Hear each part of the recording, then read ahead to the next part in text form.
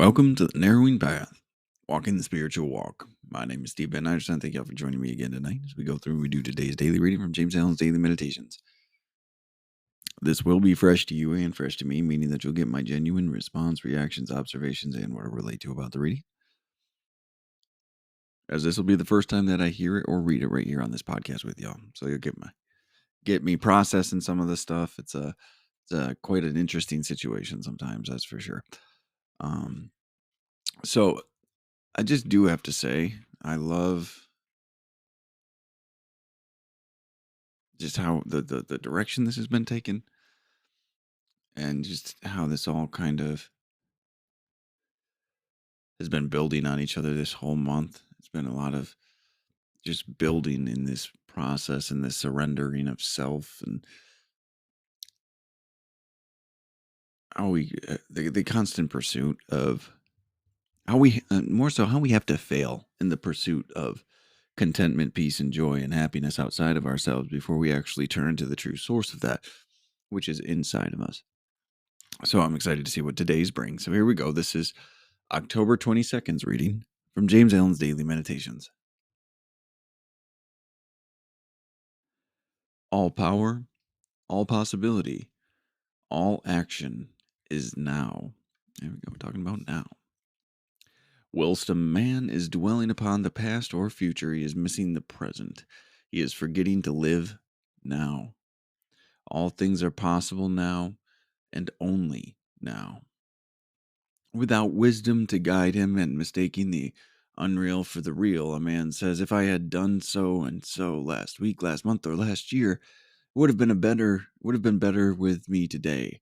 Or I know what is best to be done, and I will do it tomorrow. The selfish cannot comprehend the vast importance and value of the present, and fail to see it as the substantial reality of which past and future are the empty reflections. It may truly be said that past and future do not exist except as negative shadows, and to live in them, that is, in the regretful and selfish contemplation of them, is to miss the reality in life. To put away regret, to anchor anticipation, to do and work now. This is wisdom. This is one so many people need to hear. This is one I regularly need to hear to bring me back to, as is said in so many ways, the power of now, right? The Eckhart Tolle. I'm not sure if that's Tolle or Tolle, but Eckhart Tolle's book, The Power of Now. How all power, all strength, the only reality is right now. Our ability to do anything is right now. If we say we'll do it tomorrow, we don't even know what that means. We don't even know where that is. It's a projected fantasy. And sometimes it comes true. A lot of times it doesn't. So it's pointless also to try to change the past. It's where the remorse, the depression, and the regrets come from. You know, it's a really rough place to be with all of this. It's a scary place to be.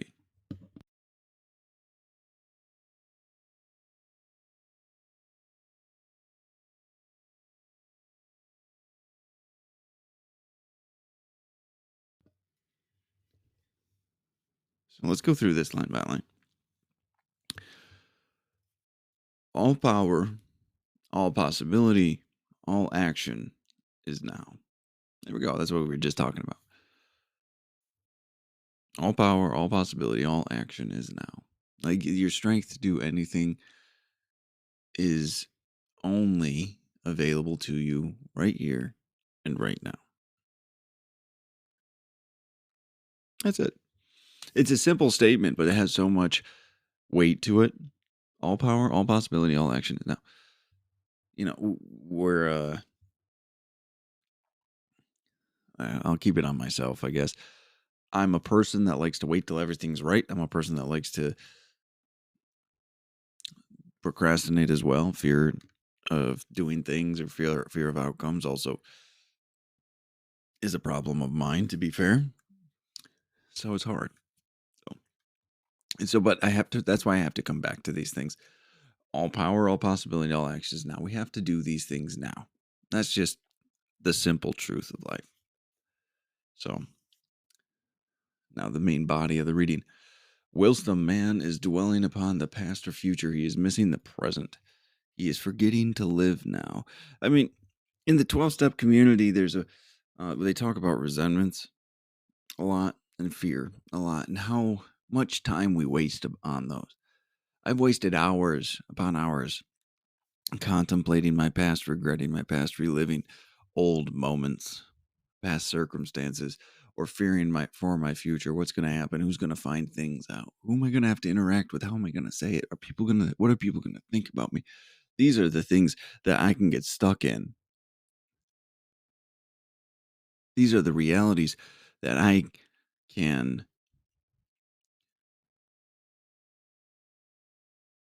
fantasize about and get lost in delusion regarding. And then I'm missing so much in my day. I'm missing so much opportunity and potential in what I could do because I'm not being present in moments.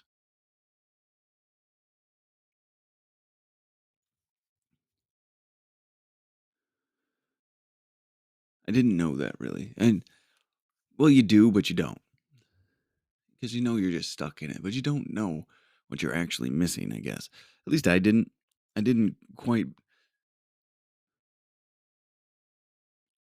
fully comprehend and recognize the amount of time I was wasting or opportunities I was wasting by being lost in my own head about things that have happened already or might not or might happen in the future, both of which don't matter. So I was and still occasionally do forget to live now. I think it was Ram Dass that was, there are probably many, but the one I always attribute it to is Ram Dass, where he says, live or be here now. I believe that was him. If I'm wrong, leave me a comment. Let me know. All things are possible now and only now. The actions to take to take to achieve your goals are now. The mindset to change is now. The thoughts to change are now. Your intentions to change are now. Not tomorrow, not when it feels good, not when it seems like the right time. Now.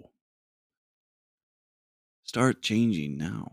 Like, this is the most beautiful thing about living this way of life is you can begin to change in this immediate moment just by one small little change. And thinking one thought differently. That could be, I could that thought could be as simple as I could change.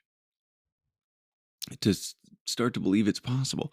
Like, these are the things you can start doing right now, which might not seem like a lot, which might seem pointless in some capacities. I get it. But they aren't. They just aren't. It begins to take you into a better life and you didn't even know was possible. All things are possible now and only now.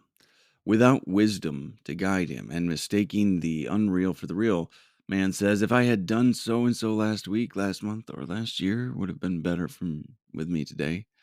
Or I know what is best to be done and I will do it tomorrow. So there we go, right there. That's what I was talking about. I didn't have that wisdom or the understanding that I do now. I had missed so much in my life. I didn't have the perspective that I do now of how impactful it is. And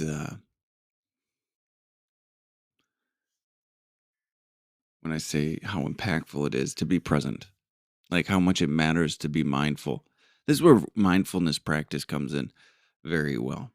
Is it pulls us out of these delusions that we play in our heads and brings us back into this perspective directly in front of us.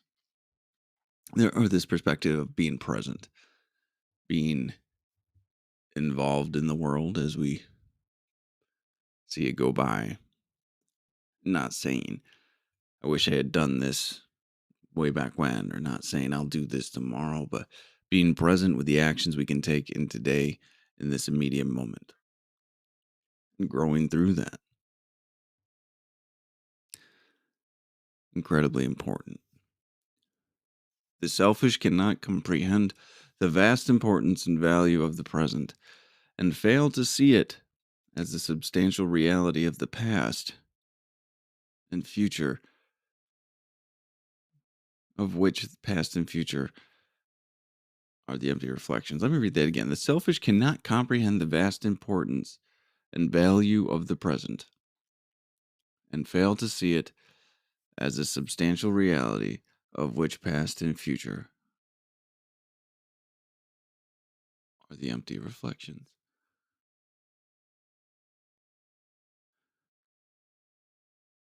Hmm. I like that. Selfish. The way he starts it off is interesting because it's true. It's the selfish cannot comprehend the vast importance and value of the present because we like to think about us. The selfish do, the self-centered, the self-absorbed. Even you could call me at some points in my life self-obsessed, right? But selfish is a good label for it. The selfish cannot comprehend the vast importance and value of the present and fail to see it as a substantial reality of which the past and future are empty reflections. How crucially important the present is just to living. And I like to think about me. I like to think about my past. I like to think about my future all that time, forgetting about what I need to do now, or forgetting about how I need to change now or what I need to change now. It's just so different. My selfishness and self-centeredness will bring me out of a present moment and let me drown in my own insecurities all the time. All the time. It's one of my ego's favorite things to do is think about me. So it may truly be said that past and future do not exist except as negative shadows, and to live in them, that is, in the regretful and selfish contemplation of them, is to miss the reality in life. That's true. That's exactly what I was just talking about, I guess. It may truly be said that the past and future do not exist except as negative shadows.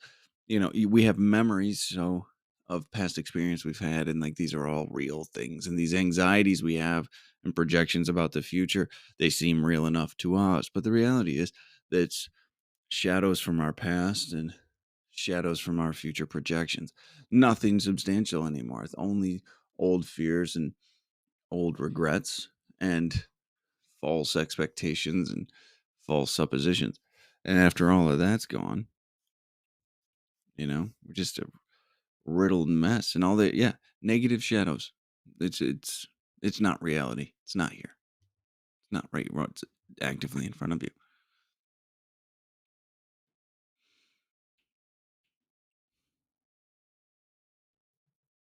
Forget that sometimes though. I still like to jump in the past once in a while, which never really serves me well.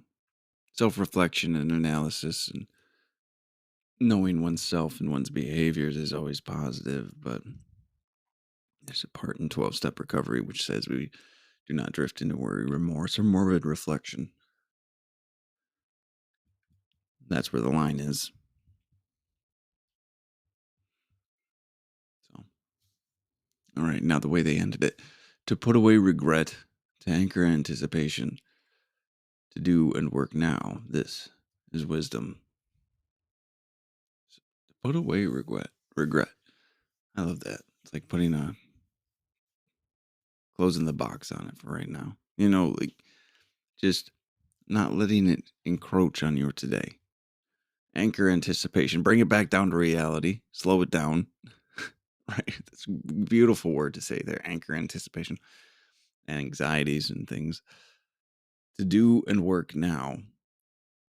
To give your entire self to what you're doing in this present moment is to be the utmost service to what you're actually doing too. Sometimes we lose that as a lesson. Sometimes we lose that as service. But if you're work, I remember somebody said um, they were having a hard day and lost in all of this, and they called a friend of theirs, and that friend said, "What are you doing today?" And he said, "Well, right now I'm at work and I'm mixing concrete." And he said, "Well, make that the best concrete you've ever made." What he meant was just be doing what you're doing. Be present with what you're doing. Make it your duty to do whatever you're doing in these moments, in every moment, to the best of your ability. And suddenly your anxieties will fall away. Your regrets and depressions will fall away too. It's pretty amazing how that actually works. So, anyways, that's the end of today's the importance of being present in your actual life and participating in your actual life cannot be understated. Ever. It can just never be understated. It should never be understated, maybe. So, thank you all for joining me again, though, tonight. I'm looking forward to seeing how the rest of October plays out. It seems it's been a very, very strong month. So, I encourage anybody that has some extra time to go ahead and check out the previous ones from October. They've been fantastic. So, I'm looking forward to tomorrow's. Until next time, thanks.